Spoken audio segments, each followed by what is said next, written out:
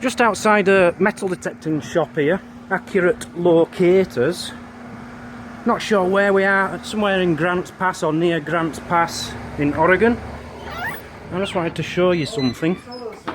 I've just been talking about deep penetrating machines and things. But I wanted to show you this. This is something anyone can make and it's a good idea. It's by Whites. Whites have made this one. But just get your various coins on some kind of plastic. Super glue it on there maybe. A little nail. And then your caps. All your junk. And then you can do all your tests with it. As Scott is demonstrating very well. This is Scott. It's just got a nylon nut and wing nut on it. And they just drilled a hole through all of them. So you can, you know, fan it out and stick one there and stick one there. And you can kind of tell which one's which. But also you could check your machine and how it references when things are close. You know, you could lay them out like that. And see how quick the recovery on your machine is. Good idea. Chris, I'll just put the 40 cents. So I just wanted to show you that, and Brian's optimistic. He's got us two little pots to put us gold in because we are going to find gold. One's for you. One's for me. But Mine has to be bigger than that. He's not expecting a lot. I told him he needs to get a crate so we can get the most gold. You know. But you're in Accurate Locators. This is a metal detector shop and commercial locator shop in Gold Hill, Oregon, which is near Grants Pass. I've already said where it is and what it's called. It's got his advert. It's got his advert. We did that with a Cadet Senior many years ago. We built in doors into the bottom of a Cadet Senior and used to drop stuff when we do the shows. Okay, so that was accuratedetectors.com. Got a hat. I got a hat. Yeah, then I showed you some pictures in there of a drone and a little plane. He's trying to invent, and Brian knows someone else who's trying to do something similar, a metal detecting drone. Cool idea, and it's almost ready to do tests on, so that's really impressive. Guy called Wayne, who owns the place, who's doing all that. Found a piece of gold just outside, as you can see. So yeah, loads of gold. That's probably about, I don't know, $1,000 worth. Just lying on the floor. It says, please help yourself. There is a big bucket of it. Right, we're off to a cabin for the night for a proper man's night. We're meeting Ed, I believe, a Facebook friend of ours. See you there and I'll explain a little bit more there, but it's a man's night. Right, so we're staying at a cabin tonight, which I'll tell you all about later. But these are all things found in the area, in this area. And these are pretty cool, from about 1850. What are they again? The powder flasks. Powder flasks. And this is exciting me, because the cabin we're staying in, this was found at the cabin. And they're big nuggets, and it's very heavy. And yeah. So, thank you very much for showing us that. Where does nuggets go? Yeah. Just driving through Jacksonville now, which is a very historic part of Oregon, one of the first places where they struck gold, I believe. And we're heading to a cabin not far away, it's about 10-15 miles away, and that's where the gold was found. Okay, it's time to tell you all what's going on here. I'll just introduce you to everyone. You know Brian. Brian's the one who got me over here to America, okay? This is Scott, his good friend. And this is Ed, okay? Now, this is Ed's property, a cabin. He brought us to a cabin. He says, you can stay at his cabin for a night if you like. I'll show you the cabin later. It's unbelievable. It's not a cabin. It's not a cabin. It's like a hotel. It's a mansion in the woods. It used to have a sauna, believe it or not. It's not a cabin. It's unbelievable. So I'll show you that later. There's a bus built into the house. So yeah, this is Ed's property. He's found gold nuggets on here, which I showed you earlier on. Right next to the cabin. And what we've planned on doing is we're walking up in this direction to a gold mine. Is it? Yeah. A gold mine. We're walking to a gold mine. We're detecting all the way. And the aim is, Ed, you want us to find a coin, yes? Yeah. So that he can date the gold mine, because he doesn't know if it's from the 1800s, 1850s, 1890s, 1900s. Sorry about my hair. I'm really sorry about my hair. I've had a cap on. You know I like to look my best for you. You're in the woods. I'm in the woods. There's poison oak. Now, I've never come across poison oak before. I've tried to explain to the Americans that it only affects Americans because us English people are too hard. We won't feel it. We won't feel it. But we'll come across that if it happens. We'll see in about 3 days, but That's my bitch, if you don't mind me swearing. That's my cameraman for this evening, my bitch. So I'll hand you over to Scott the bitch and we'll go do some metal detecting. Yeah, I didn't actually notice, but my bitch is carrying a gun. we got lots of places to dig deep and bury you here. I'm not scared. I've fired guns. But I'm carrying one. Yeah.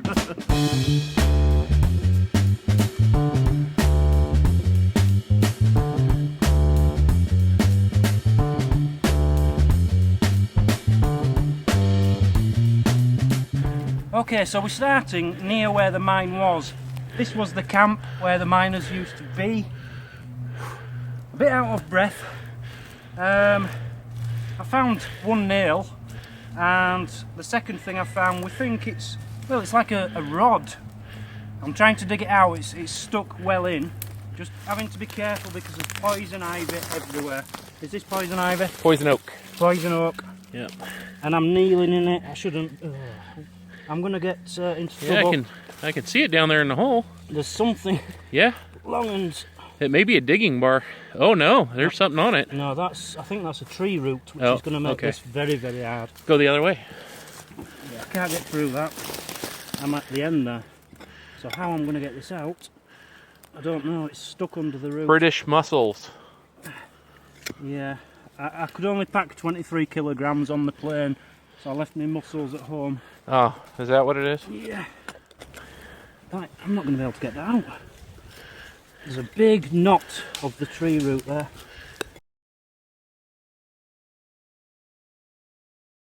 That's stuck. The only way to get that out is to cut through there. It's going to have to stay there, but I'm not going to cover it up. This is Ed's property. He can leave holes in his property. So I'll leave it there so that he knows it's there, and maybe he wants to come back for it one day. Bit more history for him. Let's carry on. We really want a coin. 1 coin, that's all we ask. And you can see the terrain is, what would you call this terrain?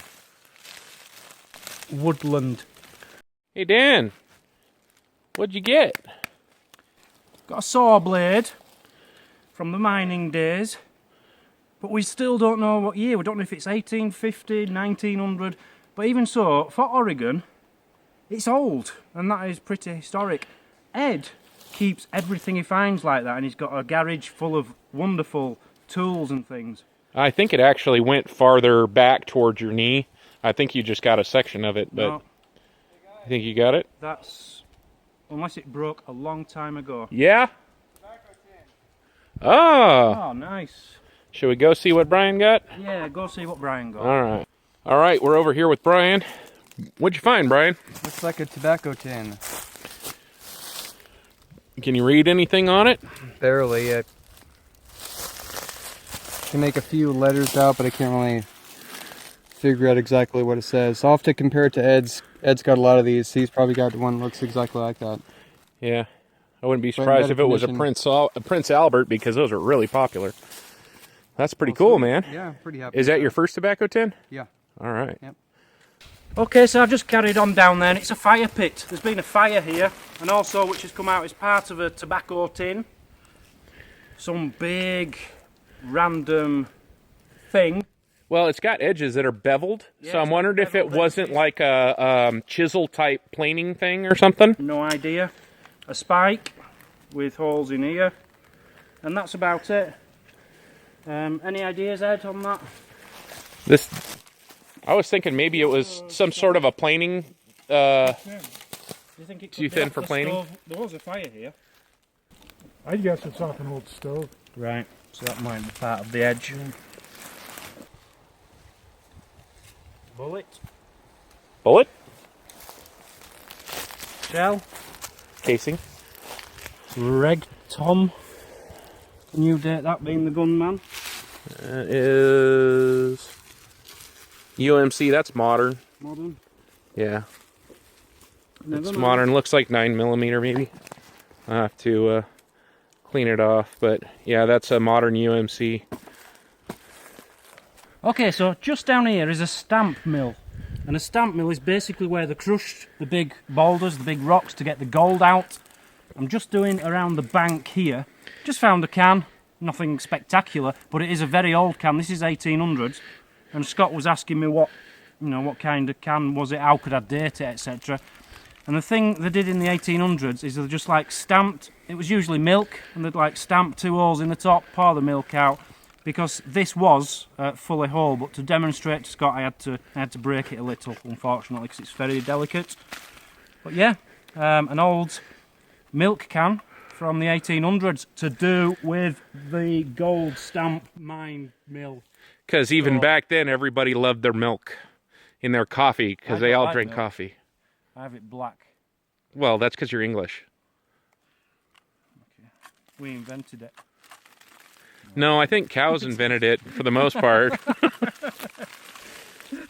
No, that's a great find, and that's actually one of the ways that we tell the age of mining claims in Oregon is by the trash. There's a lot of trash wherever miners were, and when we find those old cans and we find the small holes from a knife being punctured into the top, that was a real common way to open them. Pretty much just taught you that. Yeah, I'm glad you taught it to me. You know, that English knowledge is just astounding.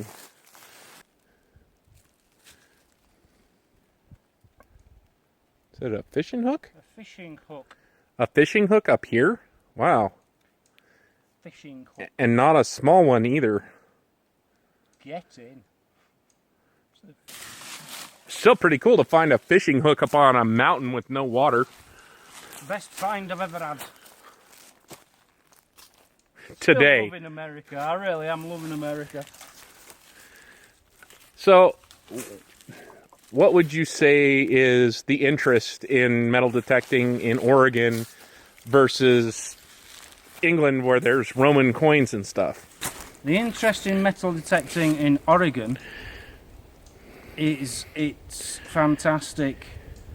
I don't care what I find. I'm not here to find amazing things because I'm not expecting to find anything. I'm simply here having fun with lovely people and you. And me. Are you going to sleep in the hammock tonight? I don't know yet. Probably not. I mean, it was calling to you. It was a beautiful hammock in a beautiful setting. Okay, the deal is Ed, whose cabin it is, there's some beds in there. There's one for him and his wife, which I presume Ed is sleeping in tonight. And there's like a sofa which someone can sleep on. There is a proper bed, and Ed said, this is perfect for you, Dan. I think you should sleep in this tonight. But there's also a hammock outside, and I'm thinking, I've never slept in a hammock, and it is literally just a hammock between 2 trees. And I thought I might give that a go. And it's not going to get horribly cold tonight. I mean, it'll get cold, but it won't get that cold. But you're only wanting me to go in the hammock so you can have the bed. No, there's more than one bed in there. I want you to go in the hammock so you have a bear experience. Well, we'll see. We'll see. Dan doesn't think that our iron bits are any good. I'm loving it. I'm loving it. It's just I found 1,000 of them in England. Yeah, but you know how few there are up here? Because that was an ox that carried up that 2,000-pound slab of metal up the mountains to bring it up here so they could crush gold ore. Yeah, well, you should have said I could have brought you 50 of them from home. If you like them that much. I just like finding them where they're at because it tells me a little more of the story of the mine. So what is it, an ox ring? Yeah, it would. Well, it could have been a horse, but most likely it was from an ox. Not necessarily the nose ring, although that looks fantastic. That looks good on you. I think you should keep that and wear it in all your metal detecting videos. It's a bit big for me, to be honest with you. But it makes you sound more American. Yeah, well. Yeehaw. Howdy. So yeah, if you want to start an ox ring museum, I can send you thousands of these. Yeah, that would have just been part of the harness that they would have used to pull those big slabs of metal up here to build that stamp mill down there. So it's kind of cool to find. He doesn't care. No, honestly, don't think I'm not enjoying this and I don't appreciate something like that. I do. I just want to find a coin for Ed because I want to be able to date this gold mine for Ed. You got poison oak all over you. And rubbing your face on your sleeve is probably the worst idea you could possibly have. You're going to have a face that's swollen up in about 2-3 days and look like a baboon's butt. Like you. Now, have you detected anywhere where you've had to deal with terrain like this? What, trees? No, the hill, the steep inclines and declines and that kind of stuff. Yes. If I want to. I like to do hills. If you weren't being my camera woman, whatever, and following me, I'd be up them steep bits underneath them trees. Look over there. I'd be underneath there. Well, I can stand here and videotape you climbing up that steep crap. Yeah, you wouldn't get up there. No, because my back was broken in the Army, my knee was smashed, and my shoulder was messed up, and I'm about 130 pounds overweight. Which is why I'm doing this area and finding ox rings. I can zoom in, man. I can zoom in. Yeah, but then I can even extend the selfie stick and get you from up high. yeah, but it pixelates. Look at the reach on that. Don't get up too high because it'll show me bald bit on top. Oh, I've already got that earlier. Yeah. And everything he's standing in right now is poison oak. Everything around him. He keeps asking me, is this poison oak? Is this poison oak? Guess what? It's all poison oak. Do you see me scratching? Not yet, but in a couple days you will be. And you'll be oozing, and yeah, it'll be awesome. Only Americans are bothered by a stupid little plant. Well, then eat some. Us men Eat some. Go for it. From a leaf. Eat some. See what happens. The goats eat it. Nothing. Oh my You wimps. You're all wimps.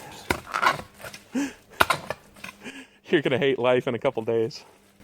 Whatever.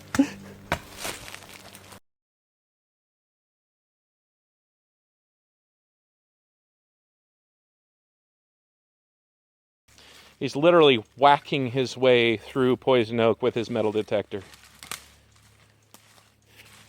But he's determined. He's determined to find a coin or gold.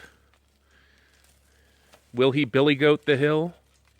Will he fall to his death? Will I throw a brick at you? On the next episode of Deep Digger Dan.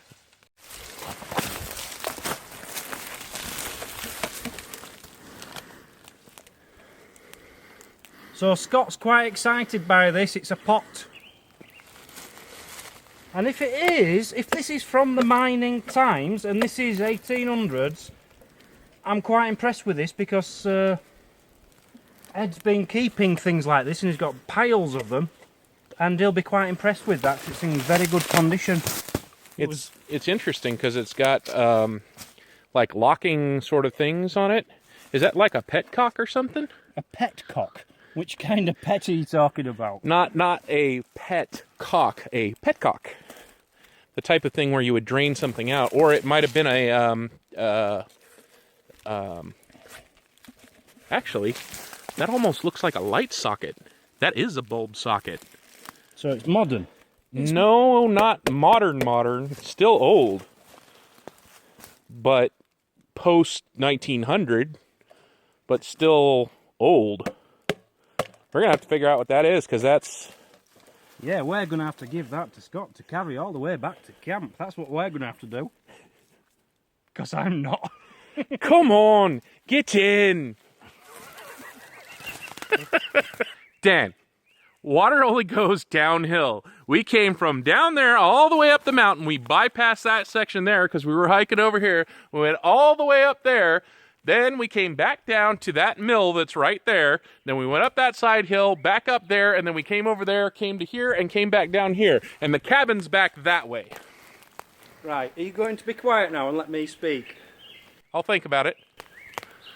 I'm British and we discovered most of the world. Yeah, we know which way is up and down. Our cabin is up there. We walked up a big steep hill and when we got to the top we started coming back down on this side. We came down here, there's that silly big thing there which I found stuff in. They went down there, then we went up there, and then we went along there, and then we've done a U-turn, come back down here. We were heading back to the cabin, and then we went up there, and then we came back down here, and now you're saying the cabin's down there, but it's not down there, it's all the way up there. I'm 345 pounds. I guarantee you I know where I'm going because I'm not going to walk any farther than I have to. That's why I want you to go the right way, which is that way, because I don't want you to walk. And I was a Cub Scout, a Boy Scout, a Junior Assistant Scoutmaster, and a soldier in the United States Army. I know where the hell we're going. 99. I've walked across England. Yeah, but you haven't walked in America. The land's different. Look, I want you to be This right. is our land, not yours. I want it to be down there because it's downhill. Which is the way the water goes to get to the cabin. Cabin is up there and then over a hill and down. It's not. Well, we'll go downhill then. My liquor is... Back in half an Hey, hour. my bottle of wild turkey's down there in the truck. No, it's up there. And I want to get to it. Where's his friends gone? They walked down there towards the cabin. Hello? Hello? I just heard them down there. No, they'll be up there. So Ed's found a massive spring there and a railroad track squarey thing in there. A mini railroad for like an ore cart. Yeah. And Brian's found 2 tobacco tins. I don't think I showed a picture of Ed's collection. He's got about 8 of these in like a frame and they look fantastic. You know, all with writing on and stuff. And Brian's found 2. I don't know if I showed you the other one. I found a little bit of one. Part of the top, I think. In a fire, but nothing as good as that. Well done, guys. But we're pretty sure it's 1910, 1920 heavy equipment headlight. And that would have been where the indicator light for the back is so you could see it from the rear because they wouldn't have had taillights. But that would be the headlight bucket and the front of it would screw in there. And this is adjustable because it's got a groove in there so that it rotates like that. But I'm going to put it online, and I got some friends that will be able to identify probably pretty close to what it came off of. But I'm thinking probably some kind of an early dozer or something like that. Pretty cool. Just looking at where the cabin is now. Yeah, the cabin's downhill where I said it was. The cabin's down here where I said it was. Scott wanted to go that way. Yeah, you were the one that wanted to go uphill. I Look, told you it was downhill. Your English Scott. navigation skills suck. Scott, it's my camera. I'm the one editing. I can make this look however I want. I know you can make it look any way you want. And I'm sure you will. I'm right. I'm a professional.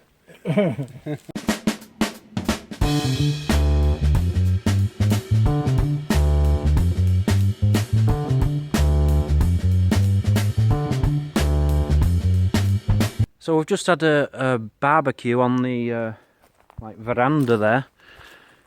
Whew. And we're coming up here for we're having a little fire. And to get to the fire, I've just had a bit of an accident, but it was quite funny. Luckily, I wasn't hurt. But to get to the fire, you have to walk over these, and it's like a 5-foot drop. I walked on that one and I had a bit of an accident. Okay, so that's our metal detecting trip. I better show Scott as well. And our Brian. But I really wanted to find a coin so we could date the mine for Ed. And we didn't. But never mind. Anyway, we've come back. You found a square nail. I did find a square nail, which puts it back into the 1800s. We're back at camp and enjoying a beer. I've been given this. It's from Portland. And it's a stout. And it's very English, actually. Tastes very English. So, cheers, everybody. Thanks for watching. Goodbye. Bye. Bye-bye. I think Ed's gone in the shower.